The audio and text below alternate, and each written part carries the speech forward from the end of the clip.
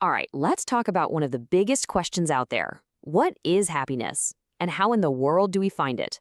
That's what we're going to explore today. Think of it as a kind of philosophical quest, mapping out this huge idea from ancient thinkers all the way to, well, to our lives right now. Ready? Let's get into it. I mean, really think about it. This one question is behind almost everything, isn't it? It's why you get up in the morning, why you have goals, why you bother with relationships at all. We're all chasing something. But what is that something? That's the core of our quest today. And here's the big idea we're starting with. This chase, it's totally universal. It doesn't matter who you are. You might be gunning for a promotion, trying to build a family, or just looking for a quiet moment. Whatever it is, the thing behind that thing is happiness. It's the ultimate destination for pretty much everything we do. Okay, so let's start this quest. And like any good quest, we need a map.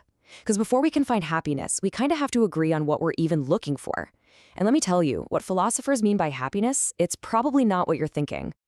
So check this out. From a philosophical point of view, happiness isn't that fleeting, oh, I'm having a good day feeling. It's not just a mood. It's much, much deeper. It's a state of being, a genuine fulfillment you get when you're actually achieving your potential, becoming the best version of yourself.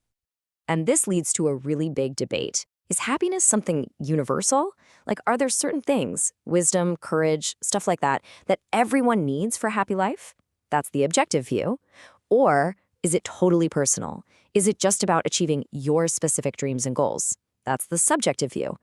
The answer, as you can probably guess, is somewhere in the middle.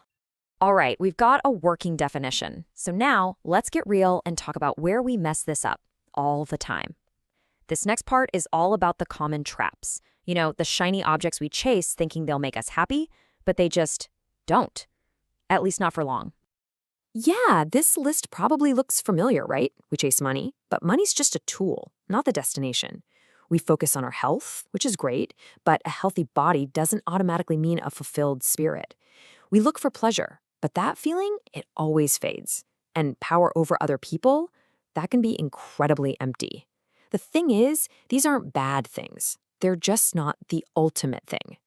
So it's not just about simple traps. There are whole philosophies, entire blueprints for how to live that can actually lead us in the wrong direction.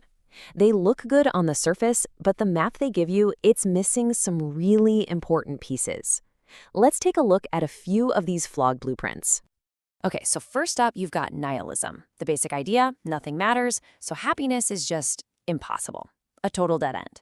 Then you have the whole Carpe Diem or seize the day mindset. Fun, right? But the flaw is that it's all about right now, the immediate pleasure, and it often forgets about bigger things like commitment or purpose. And finally, you've got the pragmatist. This person plays it safe, avoids all the big risks to protect themselves, but in doing so, they miss out on any chance for a truly great, meaningful life. See the pattern? Each one promises a path, but it's a dead end. So, if we can't just find happiness lying on the ground, and all these popular blueprints are flawed, what's left? Well, this is where we pivot. This is where the whole idea changes from finding happiness to building it. Let's start thinking about happiness as a project. And this is the absolute key takeaway. Happiness is not a treasure you dig up. It's a house you build, brick by brick. A mature life, a meaningful life, is all about that project, the daily work of closing the gap between your ideals, the person you want to be, and your reality, the person you are today. And yeah, it takes work. It takes hope.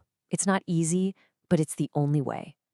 Okay, so what are the building blocks of this project? Well, it starts with having aspirations, that little voice inside you that says there's something more. That feeling then gets focused into a real mission, like your life's purpose. But you realize pretty fast you can't do it alone, so you need the help of others. And then, of course, life happens. You're going to face difficulties. That's just a given. They're the things that test you. And finally, and this is so important, the whole project finds its true meaning when it's for someone else, when you serve beneficiaries, when your life actually makes a difference to others. This brings us to the final leg of our journey. If life is a project and the goal is happiness, what's the end game? What is the ultimate destination? What is the one thing that can finally, truly satisfy that deep hunger for meaning we all have? Here's the logic. Our desire for happiness is, well, infinite. We always want more. Because of that, no finite thing is ever going to be enough. Not money, not power, not pleasure. None of it can fill an infinite size hole, right? So we must be searching for something else, something ultimate, a good that is perfect, self-sufficient, and is actually the source of all those other good things we chase. And this is where this particular philosophical path leads to its final conclusion. It says that the ultimate goal, the perfect happiness that can actually fulfill that infinite desire, is found in a loving union with God, who is understood here as goodness itself. This is the big difference between the imperfect, temporary happiness we find here on Earth and that perfect ultimate happiness. Okay, that's a huge idea. So, how do we actually do that? How do we navigate this project of life? Well, this quote from Aristotle gives us the practical tool: virtue. Think of virtues like honesty, courage, justice as your moral compass. They're the habits you build that guide your decisions day to day, helping you make choices that actually build a good life and point you toward real fulfillment. So, after this whole journey, it all comes back to you. If it's true that everything we do is aimed at happiness, then the real question we have to ask ourselves is, what end are your actions serving? Your job, your relationships, the little choices you make every day, what are you actually building?